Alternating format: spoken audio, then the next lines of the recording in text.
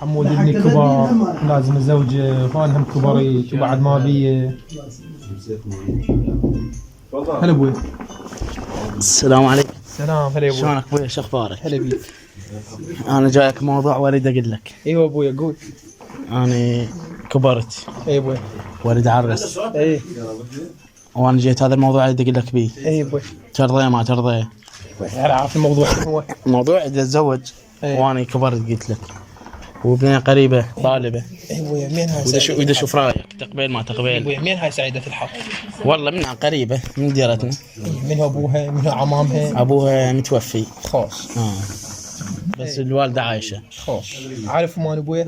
والله قريبين عليك، هم يقربوا لك. خوش. وانا بدي اشوف رايك، تقبل ما تقبل؟ ان شاء الله خير ابوي، ان شاء الله خير. انت شنو رايك؟ تقبل؟ ابوي لازم نعرف عمامها، نعرف اخواتها، نعرف هالبنيه شنو ما شنو هي، وانا ابوي اتمنى لك كل الخير. الا الابو يكون يقبل، حتى شنو نقول لك البنيه يوميا وش ابوي اسمها؟ في خير تدلل، هذا من حقك. هسه راضي ما راضي؟ البنيه دوم طالبه. اي ابوي. وقال شوف اهلك ورد لي جواب.